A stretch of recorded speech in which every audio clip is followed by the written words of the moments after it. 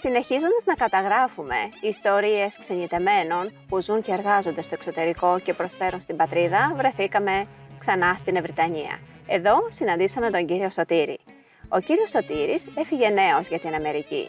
Σήμερα, μετά από 47 χρόνια, μοιράζεται μαζί μας τη ζωή, τα όνειρα, τα δύσκολα και τα ωραία της ξενιτιάς. Καλώς ήρθατε στη Δυτική Φραγκία της Βρυτανίας. Καλώς σας βρήκαμε. Εδώ γεννηθήκατε και μεγαλώσατε? Εδώ γεννήθηκα, λίγο έξω από το χωριό, σε μια συνοικία που λέγεται Καπνοχώρια. Ήσασταν μεγάλη οικογένεια? Ήμασταν 4 αδέρφια και οι γονείς μας 6. Είχαμε γιαγιά και θεία. Στο ίδιο σπίτι μέναμε, 2 δωμάτια σπίτι και εκεί μεγαλώσαμε. Πώς είναι να μεγαλώνεις σε μια τόσο μεγάλη οικογένεια σε ένα μικρό σπιτάκι? Ωραία ήταν, πάρα πολύ ωραία. Γιατί δεν είχαμε κάτι το καλύτερο, δεν ξέραμε κάτι το καλύτερο. Ήμασταν ευχαριστημένοι με αυτά που είχαμε. Ήμασταν κοντά ο ένας στον άλλον, βοήθαγε ο ένας τον άλλον. Εμείς τα παιδιά βοηθάγαμε τους γονείς. Πρόβατα είχε ο πατέρας μου. Εσείς, κύριε Σωτήρη, ποια σειρά είχατε στην οικογένεια? Εγώ ήμουν ο τρίτος. Μετά το σχολείο πήγαμε και βοηθάγαμε στις δουλειές του σπιτιού. Με τα ζώα, να ταΐσουμε τα ζώα, να τα βοσκήσουμε, να τα ποτίσουμε νερό. Σχολείο πήγατε εδώ? Ναι, στη Δυτική Φραγκίστα. Είχε πολλά παιδάκια τότε? Είχε γύρω στα 70. Τι θυμάστε από τα παιδικά σας χρόνια? Τι θυμάμαι που σηκωνόμουν 5 ώρα το πρωί για να πάρουμε το λεωφορείο, να έρθουμε στη Φραγκίστα. Καθόμασταν σε ένα καφενείο μέχρι να ανοίξει το σχολείο στις 8 η ώρα για να πάμε σχολείο. Θυμάμαι που κουβαλάγαμε και ένα ξύλο για τη σόμπα και μας έρχονταν δύσκολο να το κουβαλήσουμε από εκεί κάτω επάνω. Πολλές φορές ερχόμαστε με τα πόδια, είναι 45 λεπτά με μια ώρα. Δηλαδή με τα πόδια μέσα στο κρύο. Εντάξει, είχαμε συνηθίσει. Αυτή ήταν η ζωή. Από ρούχα τι φορούσατε? Φτιάχναμε τσοράπια, κάλτσες τότε, μάλινες. Η μητέρα μας, τα παπούτσια λιγοστά, τα ρούχα λιγοστά, μπαλωμένα, όπως όλοι μας. Οι χειμώνες ήταν δύσκολες στο χωριό? Ναι, ήτανε. Είχε πιο βαρύς χειμώνες τότε. Τώρα έχει αλλάξει η ατμόσφαιρα. Ήταν δύσκολα. Και η απόφαση για την μακρινή Αμερική πώς ήρθε? Ο πατέρας μου ήθελε να φύγει από εδώ, δεν μπορούσε πια. Εγώ ήμουν 17 ετών και εγώ ήθελα να φύγω. Εντάξει, είχα πάει στο Καρπενήσι στο σχολείο ηλεκτρολόγων. Αλλά όταν μας μπήκε η ιδέα να φύγουμε για Αμερική, ήμουν αποφασισμένος πια να φύγουμε, γιατί δεν είχε απόδοση ο τόπος. Φτωχοί ήμασταν. Φύγατε οικογενειακός? Φύγαμε οικογενειακός, ναι. Πρώτα εγώ, ο πατέρας μου και ο αδερφός μου, και μετά ήρθε η μητέρα μου με την αδερφή μου. Μερικούς μήνες μετά. Όταν αποφασίσατε να φύγετε για την Αμερική, ήταν η εποχή που φεύγανε οι ξενιτεμένοι μας ομάδες για το εξωτερικό τότε? Ήμασταν τους τελευταίους. Το τελευταίο κύμα ξενιτεμένων που φεύγανε. Φύγαμε το 1978. Και μετά αλλάξαν τα πράγματα στην Ελλάδα και σταμάτησε πια η μετανάστευση. Όταν λέτε ξενιτεύονται, προς ποιες χώρες του κόσμου πηγαίνανε, κυρίως εδώ οι χωριανοί σας? Συνήθως Αμερική, Γερμανία, Αυστραλία, Καναδά. Θυμάστε εικόνες που συγκεντρώνονταν το βράδυ για να αποχαιρετήσουν τις οικογένειες και να φύγουν το πρωί? Ναι, βεβαίως. Φεύγαμε με κλάματα. Μας αποχαιρετάγαμε και εμείς με κλάματα φεύγαμε. Το δικό σας αποχαιρετισμό τον θυμάστε? Θυμάμαι ότι χαιρέτησα τους δικούς μου εδώ και με την ελπίδα ότι θα έρθω πάλι σε 2-3 χρόνια, σε 5 χρόνια το πολύ. Αλλά βλέπετε, παραμείναμε εκεί πέρα. Και με τώρα 47 χρόνια εκεί. Κάναμε οικογένεια. Είναι η δεύτερη πατρίδα μας. Με τι ταξιδέψατε και φύγατε για την Αμερική? Με το αεροπλάνο. Φύγαμε τη TWA από Αθήνα. Φύγαμε το Γενάρη, ήταν χειμώνας. 18 Γενάρη. Και φτάσαμε στην Αμερική. Αυτό που θυμάμαι είχε πολύ χιόνι. Και νομίζω ότι ήταν η τελευταία πτήση που προσγειώθηκε, γιατί ήταν να πάει προς το Σικάγο να προσγειωθεί. Προσγειωθήκαμε στη Νέα Υόρκη. Όταν βγήκα από το αεροδρόμιο, Τι να, χιόνια. Έβλεπα αυτοκίνητα, λιμουζίνες. Περίμενα το θείο μου να με πάρει. Έλεγε να είναι αυτός ο θείος, με τη λιμουζίνα αυτή. Τελικά ήρθε. Κάποιος άλλος συγγενής και μας πήρε. Γιατί ο θείος δεν μπορούσε να έρθει από την Περσεβάνια, είχαν κλείσει οι δρόμοι.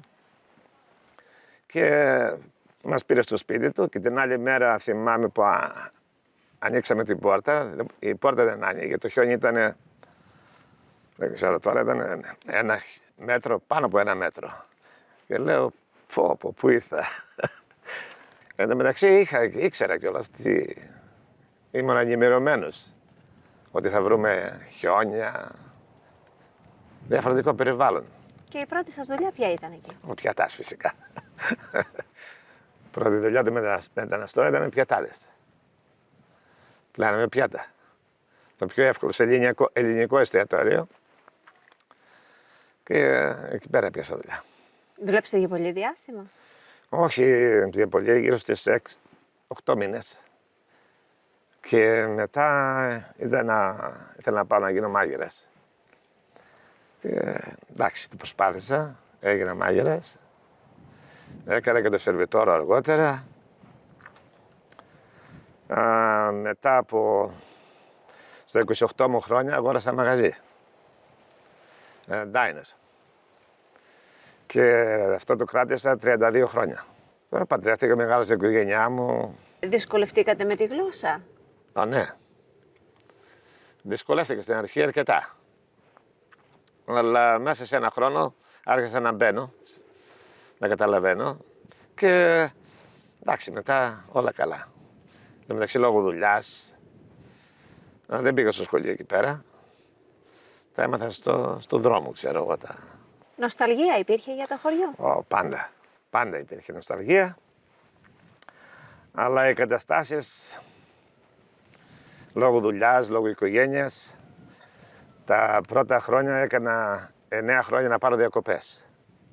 Όχι, 9 χρόνια έκανα αυτό στην Ελλάδα. Και τα 9 χρόνια αυτά δεν είχα πάρει διακοπές ποτέ. Επειδή ήταν το μαγαζί, ήταν τα παιδιά μικρά, είχα 3 παιδιά. Έχω 3 παιδιά. Μετά από 9 χρόνια πήραμε πρώτες διακοπές στην Ελλάδα. Και οι επόμενες διακοπές ήταν μετά από 7 χρόνια. Και μετά από αυτή την περίοδο άρχισα και έρχομαι σχεδόν κάθε χρόνο. Τη σύζυγό σας πώς τη γνωρίσατε? Προξενιό. Προξενιό.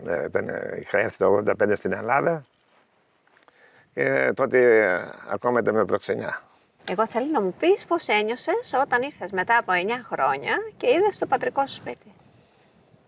Πρώτα απ' όλα θα σου πω, όταν κατέβηκα στην Αθήνα, όλους τους Έλληνες τους έβλεπα σαν αδέρφια.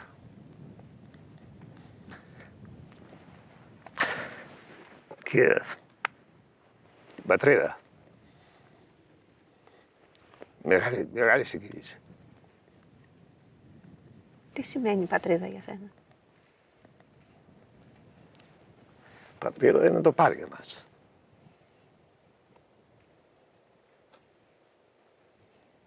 Ναι. Πατρίδα είναι αυτό που βλέπουμε, το όμορφο. Τους ανθρώπους που μας αγκαλιάζουν. Αυτά δεν συναισθήματα. Το λέτε και συγκινείστε? Βέβαια. Όταν βλέπετε την ελληνική σημαία, πώς νιώθετε? Κάτι παρόμοιο. Περηφάνεια. Κύριε Σωτήρη, η σχέση σας με την ελληνική κοινότητα ποια είναι στην Αμερική? Εκεί πέρα ζούμε στο Νιου Τζέρζι και ο ελληνισμός έχει πολύ ελληνισμό εκεί πέρα. Έχουμε αρκετές κοινότητες. Η εκκλησία μας συνδέει πιο πολύ και στην εκκλησία εκεί βρισκόμαστε. Κάναμε φίλους, κουμπάρους και έχουμε δεθεί. Είναι σαν να είμαστε χωριανοί, ας πούμε, η κοινότητά μας.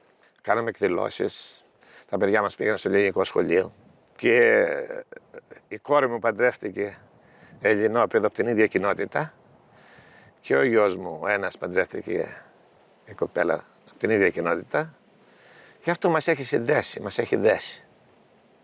Πολύ όμορφα. Ήθη, έθιμα και παραδόσεις τα τηρείτε? Βεβαίως. τα τηρούμε με μεγάλη προσπάθεια. Προσπαθούμε να τα διαδώσουμε στα παιδιά μας, τη γλώσσα, τα ήθη και τα έθιμα. Τα παιδιά μου ειδικά το κρατάνε. Τώρα τα εγγόνια μου πάνε στο ελληνικό σχολείο. Ποια ήταν η πιο δύσκολη μέρα που ζήσατε στην ξενιδιά, κύριε Σωτήρη? Διάφορα που συνέβηκαν. Είχα πλημμυρίσει 2 φορές το μαγαζί μου λόγω κακοκαιρίας. Ήταν πολύ δύσκολη μέρα. Και άλλες δύσκολες μέρες είχα. Πάντα η ζωή έχει τα πάνω και τα κάτω της. Ποια είναι η πιο όμορφη μέρα που ζήσατε στην μακρινή ξενιδιά, κύριε Σωτήρη? Πιο γλυκιά σας μέρα? Πολλές όμορφες μέρες είχαμε, πάρα πολλές. Όταν παντρευτήκα τα παιδιά μου, στο γάμο των παιδιών μου, όταν απέκτησα το πρώτο εγγόνι, φυσικά όλα τα εγγόνια, αλλά από τα πρώτα και ήταν και δίδυμα, η χαρά μου ήταν απερίγραπτη. Ένιωσα ότι ολοκληρώνεται η ζωή μου. Από το που ξεκίνησα, παντρεύτηκα, αποκτήσαμε οικογένεια, παντρέψαμε παιδιά, τώρα αποκτήσαμε και εγγόνια και αυτή είναι η χαρά μου. Τι σας λείπει πιο πολύ από το χωριό? Στην Αμερική μας λείπει αυτό που βλέπεις εδώ, την πρασινάδα, αυτή την ερημία που έχουμε, αυτή την αγάπη που μας δίνει ο κόσμος, το κλίμα, ο καιρός. Έρχομαι κάθε καλοκαίρι και προσπαθώ να μείνω όσο πιο πολύ γίνεται. Συνήθως μένω γύρω στις 8 εβδομάδες, 7-8 εβδομάδες. Είναι δύσκολο να πάρω τέτοιες αποφάσεις γιατί έχω μαγαζί στην Αμερική και δουλεύω ακόμη, αλλά τώρα έχω αφήσει το γιο μου εκεί πέρα. Τα καταφέρνει μια χαρά και αυτό με κάνει να αισθάνομαι πιο άνετα για να έρθω πιο πολύ καιρό εδώ. Ποιο τραγούδι σας έρχεται στο μυαλό όσο ζείτε στην ξενιδιά και θυμάστε το χωριό? Ο ήλιος, όταν ακούω τον ήλιο λέω είμαι στο χωριό μου. Ποιο φαγητό σας λείπει από εδώ από το χωριό? Φυσικά τώρα είναι στη ζούβλα. Καθ' όλη τη διάρκεια που ζείτε στην ξενιδιά υπάρχει κάποιο βλέμμα ή κάποια αγκαλιά από κάποιο δικό σας άτομο που σας έχει λείψει? Ναι. Είναι η αδερφή μου που μένει εδώ και τα νύψια μου. Και πολλοί συγγενείς που έχω. Πώς είναι να επιστρέφεις και να περπατάς στα σοκάκια του χωριού που έπαιζες όταν ήσουν παιδί, κύριε Σωτήρη? Θυμάσαι τα παιδικά σου χρόνια.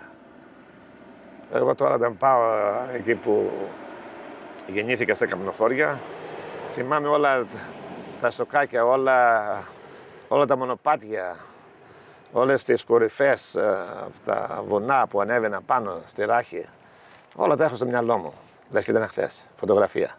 Ένας άνθρωπος που φεύγει από τις ρίζες του, τι κρατά και τι αφήνει πίσω? Κρατά τις αξίες της οικογένειας.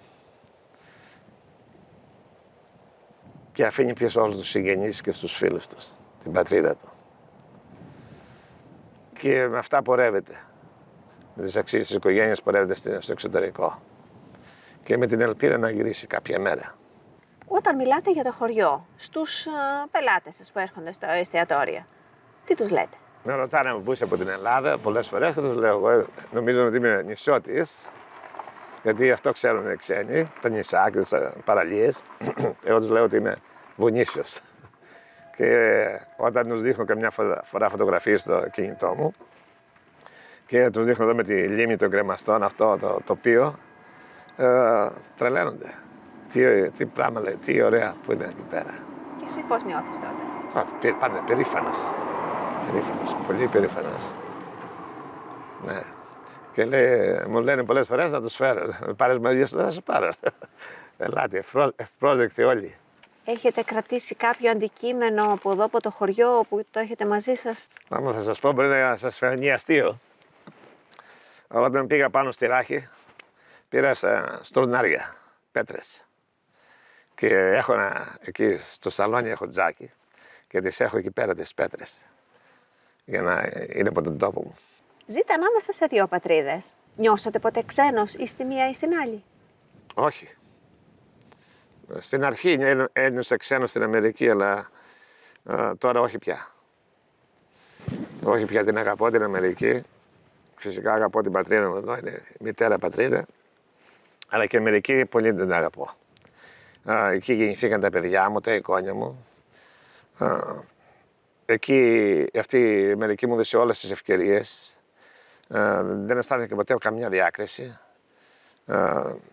Είμαι επιτυχημένος, πολύ ευχαριστημένος, οπότε δεν έχω να πω κάτι. Τι θα λέγατε σε ένα νέο που θέλει να ζήσει το αμερικάνικο όνειρο? Αν κάποιος αποφασίσει να πάει στην Αμερική, θα του έλεγα πρώτα-πρώτα, η Αμερική έχει δουλειά. Πολλή δουλειά. Πρέπει να είναι, άμα ανοίξει μαγαζιά, πρέπει να είναι συνεπής, πολύ συνεπής. Είναι εύκολο να βρει δουλειά κάποιος που θέλει να φύγει από την Ελλάδα και να πάει στην Αμερική? Είναι εύκολο να βρει δουλειά. Είναι δύσκολη και εκεί η ζωή τώρα. Έχουν αλλάξει τα πράγματα. Είναι πολύ ακριβή η ζωή. Είναι πολύ δύσκολα και εκεί. Δεν είναι τίποτα εύκολο. Υπάρχει κάποια φωτογραφία που την κουβαλάτε μαζί σας? Έχω αρκετές φωτογραφίες που κουβαλάω από εδώ, τα παιδικά μου χρόνια.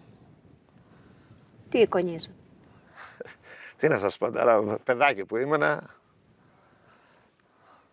Θυμάμαι είχα έναν κόκορα που το είχα σαν παιχνίδι, ας πούμε. Και έχω μια φωτογραφία. Ήμουν κάπου 10 χρονών. Την έχω αυτή. Τη δείχνω στα παιδιά μου, στα εγγόνια μου. Ποια ιστορία θα θέλατε να αφήσετε πίσω σας για να τη θυμούνται οι επόμενες γενιές? Η ιστορία μου είναι ότι ξεκίνησα από τα καπνοχώρια, από εκεί το σπιτάκι το οποίο δεν έχει ούτε ηλεκτρικό. Ζούσαμε αγροτική ζωή, είχαμε τα πρόβατα, βοηθούσαμε τους γονείς. Ξεκίνησα από εδώ και έφτασα στην Αμερική 17 χρονών. Πάλεψα στη ζωή. Ο Θεός μου τα έφερε όλα καλά. Δοξάζω τον Θεό. Απέκτησα παιδιά, οικογένεια, εγγόνια. Έχω μαγαζί, business. Και δόξα τω Θεώ πάμε πολύ καλά. Και θα ήθελα να σας πω πάντα να υπάρχει προσπάθεια στη ζωή και να μην φοβούνται, να έχουν αυτοπεποίθηση και τόλμη. Το κυριότερο είναι να έχουν τόλμη, να τολμούν και εργατικότητα και να είναι και φερέγγοι, να είναι έμπιστοι άνθρωποι. Αν έπρεπε να περιγράψετε το χωριό σας με 3 λέξεις, κύριε Σωτήρη, ποιες θα ήταν αυτές? Την ομορφιά που έχει, την πρασινάδα που έχει, τη γαλήνη που νιώθεις εδώ πέρα, την αγάπη που νιώθεις από τον κόσμο, το κλίμα, τα πανηγύρια, οι χαρές. Πότε δακρύσατε τελευταία φορά για το χωριό, κύριε Σωτήρη? Κάθε φορά που φεύγω. Κάθε φορά που φεύγω για την Αμερική και αποχαιρετώ τους συγγενείς μου εδώ. Έχει αλλάξει η πατρίδα από τη στιγμή που φύγατε εσείς μέχρι σήμερα, κύριε Σωτήρη? Ναι, η πατρίδα έχει αλλάξει. Σε μερικές περιπτώσεις έχει αλλάξει θετικά, πολύ θετικά. Έχουν γίνει έργα υποδομής, έχουν γίνει πολλά. Αλλά αυτή τη στιγμή διαπιστώνω ότι καταραίει. Η πατρίδα μας καταραίει πολύ γρήγορα και ο λόγος βλέπω ότι οι οικογένειες, ο θεσμός της οικογένειας έχει λίγο χαθεί, δεν ξέρω πόσο έχει χαθεί. Βλέπω τα νέα τα παιδιά δεν παντρεύονται, δεν κάνουν οικογένειες, τα σχολεία έχουν κλείσει. Στο χωριό μας είμαστε τυχεροί ακόμα που είναι ανοιχτό το σχολείο. Και βλέπω ότι η πολιτεία για τον τόπο μας, τουλάχιστον στην Βρετανία, κάνει πολύ λίγα. Δεν ξέρω αν έχει τη δυνατότητα, αλλά οι νέοι δεν έχουν κάτι να απασχοληθούν, δεν παντρεύονται, δεν κάνουν οικογένειες και πότε, ό,τι και δρόμους να κάνουν, ό,τι και υποδομές να κάνουν. Άμα δεν υπάρχουν κάτοικοι, είναι υποχρεωτικό στο τέλος να έρθει να κλείσουν όλα. Αν θα θέλατε να αλλάξει κάτι, τι θα ήταν αυτό? Θα ήθελα να αλλάξει η παιδεία. Πώς μεγαλώνουν τα παιδιά. Να μάθουν τα παιδιά να μην πετάνε σκουπίδια. Εάν δουν κάτι στον δρόμο, ας το πάρουν, το πετάξουν στο σκουπίδι και να μην υπάρχει εγκαταστασία. Είδα σε δημόσια κτίρια υπάρχει εγκαταστασία στο εξωτερικούς προάβλιους χώρους. Δεν ξέρω ποιος ευθύνεται, αν ευθύνεται ο καθαριστής ή κάποιος άλλος. Πάντως μας λείπει η παιδεία. Έχετε φίλους ή συγγενείς που φύγανε για το εξωτερικό και δεν επέστρεψαν ποτέ? Ναι, έχω συγγενείς. Τι θα τους λέγατε αυτούς τους ανθρώπους? Δεν υπάρχουν στη ζωή πια. Πάντα και αυτούς που δεν έρχονται συχνά, πάντα τους λέω τα καλύτερα και τους λίγο μυστορείς πώς τα περνάω και ελάτε και εσείς θα το αγαπήσετε. Γιατί πολλοί από αυτούς έχουν απογοητευτεί λόγω γραφειοκρατίας, λόγω άλλων δυσκολιών που βρήκανε και ρίξανε μαύρη πέτρα πίσω που λέμε. Αλλά προσπαθώ πάντα να τους πείσω να έρθουν. Κύριε Σωτήρη, θέλουμε μέσα από την καρδιά μας να σε ευχαριστήσουμε που μας έδωσες την ευκαιρία να σε γνωρίσουμε σένα καλύτερα. Να έρθουμε ξανά στο χωριό σου, να ακούσουμε τη δική σου ιστορία ζωής και να πάρουμε μαθήματα από τη δική σου πορεία. Είμαστε ευγνώμονες γι' αυτό και σε ευχαριστούμε θερμά. Σας ευχαριστώ πολύ και θέλω να διαβιβάσω διάμεσα στο βίντεο αυτό τους χαιρετισμούς μου σε όλους τους πατριώτες, την αγάπη μου σε όλους τους πατριώτες και τους ευχαριστώ πάρα πολύ για αυτή τη φιλοξενία που νιώθω εδώ πέρα, την αγάπη τους. Και να συνεχίσουν την προσπάθεια αυτή που κάνουν οι χωριανοί μας εδώ και ειδικά μερικοί που έχουν τα μαγαζιά. Δηλαδή για μας είναι ένας τόπος συναντήσεως, αν δεν υπήρχαν αυτοί. Θα έχει διαφορετική εικόνα το χωριό μας, δεν θα μας προσέλκει όπως μας προσελκύει τώρα και τους ευχόμαστε να είναι πάντα δυνατοί και την προσπάθεια να προσπαθούν. Έτσι είναι, κύριε Σωτήρη μου, το χωριό είναι οι άνθρωποι του. Σας ευχαριστούμε θερμά και όλους εσάς που μας παρακολουθήσατε. Αν σας άρεσε και αυτό το βίντεο μας, κάντε εγγραφή στο κανάλι μας.